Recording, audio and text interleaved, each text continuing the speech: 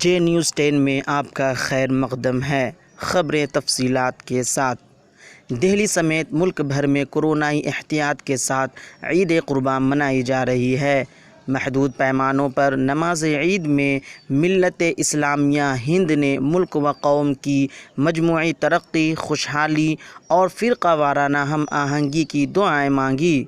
سنت ابراہیمی پر بھی محفوظ طریقے سے عمل کیا جا رہا ہے تاکہ وبا سے متاثر ماحول کی شدت میں کوئی اضافہ نہ ہو اور جذبہ ایمانی بھی پوری طرح سلامت رہے۔ کولکاتہ، ممبئی، لکھنؤ، پٹنہ، بھونیشور، رانچی، حیدرآباد اور بنگلورو سے بھی عید قربان امن و امان، سکون کے ماحول میں منائے جانے کی خبر ملی ہے۔ کہیں سے کسی ناخوشگوار واقعے کی اطلاع نہیں ملی۔ البتہ قوم کے سبھی فرقوں نے ایثار و قربانی کی علامت بن جانے والے اس تہوار کی ایک دوسرے کو مبارکباد دی۔ مسافے اور معانقے سے محروم عیدین میں اس بار ملت ہندیہ نے ایک دوسرے کے ساتھ دل سے اظہار خلوص کو مقدم رکھا اور کورونا سے واسطہ اور بالواسطہ متاثر ہونے والوں کے لیے اپنی عبادت گاہوں کے دروازے کھول دیے۔ صدر جمہوریہ، نائب صدر جمہوریہ، وزیر اعظم اور دوسرے قومی اور ملی رہنماؤں نے اس موقع پر قوم کی عید کی مبارکباد میں ملک و قوم کے حق میں نیک خواہشات ظاہر کی ہے۔ ہمسایہ پاکستان، بنگلہ دیش، نیپال، بھوٹان، سری لنکا اور دوسرے جنوبی ایشیائی ملکوں میں بھی آج عید الاضحیٰ روایتی جذبے اور احترام سے منائی جا رہی ہے۔ سعودی عرب، خلیجی ممالک، امریکہ اور یورپ کے علاوہ ہمسایہ افغانستان میں کل عید الاضحیٰ منائی گئی تھی۔ آپ کو بتا دیں کہ اس موقع پر افغان صدر نے کہا کہ عید الاضحیٰ کے موقع پر 500 طالبان قیدیوں کو رہا کیا جائے گا۔ رہا کیا جانے والے یہ طالبان قیدی اس فہرست میں سے نہیں جو طالبان نے حکومت کو فراہم کی ہے۔ طالبان کی جانب سے عید کے دنوں میں جنگ بندی کے اعلان کے جواب میں افغان صدر اشرف غنی نے عید قربان کے موقع پر قوم سے اپنے خطاب میں طالبان قیدیوں کی اس رہائی کا حکم دیا اور کہا کہ انہیں امید ہے طالبان جنگ بندی کے اپنے اعلان کو مزید وسعت دیں گے۔ آندھرا پردیش کے وشاکھاپٹنم سے ایک دردناک خبر موصول ہو رہی ہے۔ ہندوستان شپ یارڈ لمیٹڈ میں ایک کرین حادثہ ہو گیا۔ وشاکھاپٹنم کے ضلع کلکٹر ونے چند نے بتایا کہ اس حادثے میں 11 لوگوں کی موت ہو گئی۔ ایک شخص کے گھائل ہونے کی بھی اطلاع ملی ہے۔ کرین کے گرنے کا ویڈیو سامنے آیا۔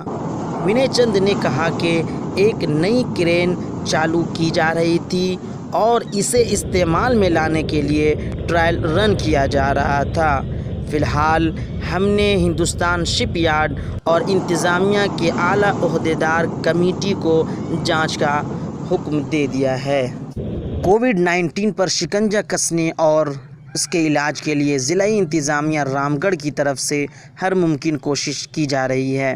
اسی اثنا میں جھارکھنڈ ریاست میں وبائی امراض کووڈ-19 ایکٹ 2020 اور وبائی امراض ایکٹ 1897 کی روشنی میں ضلعی انتظامیہ کی جانب سے کسی کو گھر سے باہر نکلنے پر شرائط و ہدایت جاری کر دی ہے۔ اس کے مطابق گھر سے باہر نکلتے وقت تمام افراد کو لازمی طور پر اپنا چہرہ ڈھانپ کر باہر نکلنا ہے۔ مارکیٹ میں دستیاب 3 پرت والا ماسک یا رومال، گمچھا وغیرہ سے چہرے کو ڈھانکنے کے لیے ماسک کے طور پر استعمال کر سکتے ہیں۔ بغیر ماسک کے کسی بھی سرکاری دفتر، اسپتال، مارکیٹ، روڈ، PDS شاپ میں داخل ہونا مکمل طور پر ممنوع ہے۔ اس کے ساتھ ہی سرکاری یا پرائیویٹ یا اپنی ذاتی گاڑی میں سواری کے وقت ماسک کا استعمال کرنا لازمی ہے۔ اس حکم کی تعمیل نہ کرنے اور ماسک کے بغیر گھر سے باہر نکلنے والے افراد پر IPC کی دفعہ 188 کے تحت سخت کارروائی کی جائے گی۔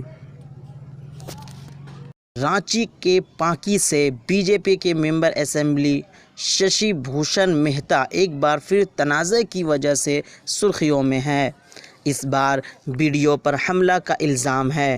بی ڈی او نے M L A Shashi Bhushan Mehta پر حملہ کرنے کا الزام عائد کیا ہے۔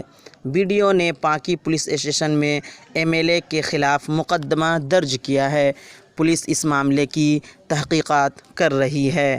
واضح رہے کہ M L A Shashi Bhushan Mehta پر Oxford school warden Suchitra Mishra کو قتل کرنے کا الزام عائد کیا گیا تھا۔ اس معاملے میں پاکی کے موجودہ M L A Shashi Bhushan Mehta کو بری کر دیا گیا تھا۔ اسے ثبوت کی عدم دستیابی پر عدالت نے بری کر دیا تھا۔ ایم ایل اے پر سازش اور قتل کا الزام تھا۔ ریلائنس انڈسٹریز کے مالک مکیش امبانی کے 2024 تک 50 کروڑ صارفین کے ہدف کی سمت میں ایک قدم بڑھاتے ہوئے 2020-21 کی پہلی سہ ماہی میں عالمی وبا کووڈ-19 کی وجہ سے لاک ڈاؤن کے باوجود جیو 1 کروڑ صارفین جوڑ کر 40 کروڑ کے قریب پہنچ گئی ہے۔ اپریل جون سہ ماہی کے دوران خالص 99 لاکھ نئے صارفین جوڑے اور مجموعی صارفین 39 کروڑ 83 لاکھ تک پہنچ گئے۔ صرف 4 سال قبل موبائل شعبے میں قدم رکھنے والی جیو اس شعبے کی بڑی کمپنیوں کو بھارتی ایئرٹیل اور ووڈا آئیڈیا کو مات دے کر پہلے مقام پر ہے، اور اب اس کا اگلا ہدف 2024 تک اپنے صارفین کی تعداد 50 کروڑ کرنا ہے۔